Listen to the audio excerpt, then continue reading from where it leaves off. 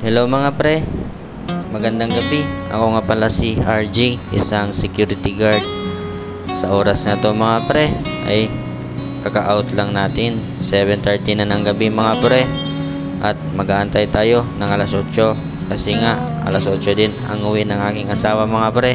Oo, alas 8. Pareho kaming D-shift mga pre, on duty. Kaya antayin na lang natin. At ito nga mga pre, ay nasundo ko na ang aking asawa.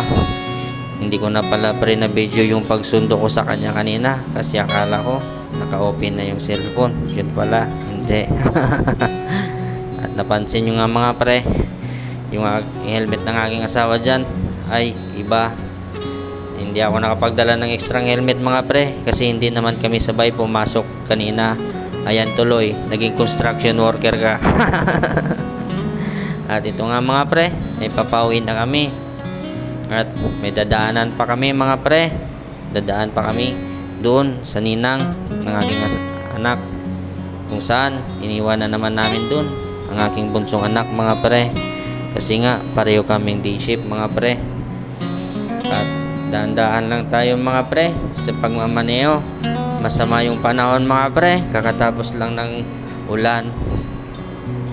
40-50 lang po pala yung mga takbo natin dyan mga pre. Kasi nga para na din sa safety natin. Tamang cheerlead lang kumbaga. At ingat pala sa mga motorista na kagaya ko. Nangangarap rin ako mga pre, mag sideline sana, maging isang lalamove, or di kaya maging angkas biker mga pre. Pero sa ngayon mga pre ay hindi pa natin na professional yung ating lisensya. At dito na nga mga pre ay nandito na tayo sa bahay ng ninang ng aking anak. At pinababa ko na pala mga pre yung aking asawa dyan. Siya na lang yung magsusundo.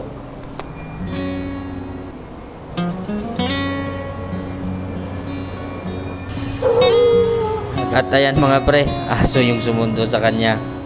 At dito na nga mga pre ay nakapasok na ng aking asawa. Yung pinsan pala ng ninang ng aking anak yung nagbukas. Ayan na mga pre, ang aking makulit na anak lumabas na. Narinig niya lang yung tawag ng kanyang mama. Kahit sa kakulitan yan mga pre ay normal lang sa bata. Kahit ganyan yan kakulit mga pre, alam nyo na yan yung nagpapatanggal ng stress natin mga pre tuwing uwi natin. Minsan napapagalitan natin kasi nga sa kakulitan, pero disiplina lang yan mga pre. Hey guys, bye kami. Ano to pa? Natagal lang to pa.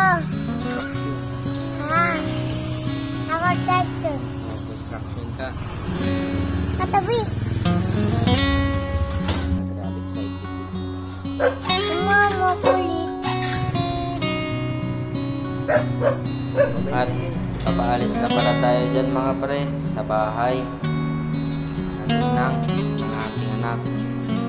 At may dadaanan pa tayo mga pre. Bibili na tayo ng ulam kung sakaling may madaanan pa tayo na bukas mga pre. Kasi nga anong oras na? 8:13 na ng gabi mga pre. Baka wala na tayong madaanan na bukas dito mga pre. Tamang sardinas na naman ito pag uwi. Nakakasawa na rin mga pre magkain ng noodles, sardinas tuwing uwi. Kasi anong oras na pre, ako laging nakakauwi. At pagdating ng bahay, magliligpit, magsasaing pa tayo mga pre, magpaplansya pa. Kaya minsan pagod na yung katawan natin mga pre. Siyempre hindi na natin papagurin yung ating asawa mga pre kasi pagod na yan galing sa trabaho. Sa atin tamang lakad lang, cellphone, duty. At hindi naman tayo masyadong napapagod sa duty mga pre kasi nga palakad-lakad lang naman tayo, paikot-ikot. Napapagod lang tayo mga pre sa duty kasi nga sa init ng panahon, dala na rin ng pawis mga pre at init ng uniforme natin. Pero sa totoo lang, hindi naman talaga pagod yung katawan natin. Yung isip lang natin pre yung pagod. Yung sa asawa ko naman kasi mga pre, housekeeping kasi yung trabaho na yan.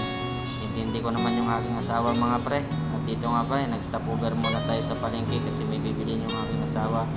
Sa oras na to mga pre, wala na talagang bukas na mapamilihan ng isda. Wala na rin karne mga pre.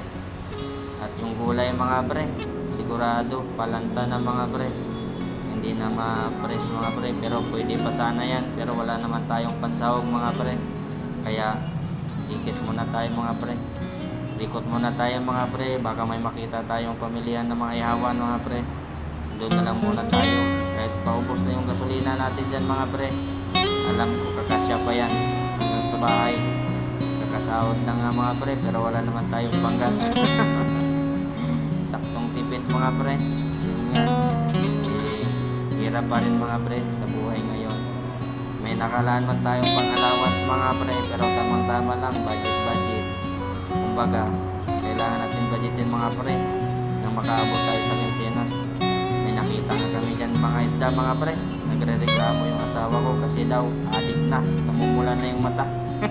At hanggang dito na lang pala mga pre, maghahanap tayo at ikot-ikot tayo dyan na mabilihan natin ng pagkain nang maulam natin mga pre, at kung ano yung mahanap natin mamaya na maulam, pasalamat na lang tayo. Maraming salamat pala mga pre sa inyo, sa mga sumusuporta sa akin. Kahit konti lang yung views natin mga pre, patuloy lang tayo. Malay mo, balang araw magiging maayos na rin at magiging successful din tayo mga pre. Huwag lang tayo mawala ng mga pag-asa mga pre. Maraming salamat sa inyo. Mag-ingat kayo palagi. God bless.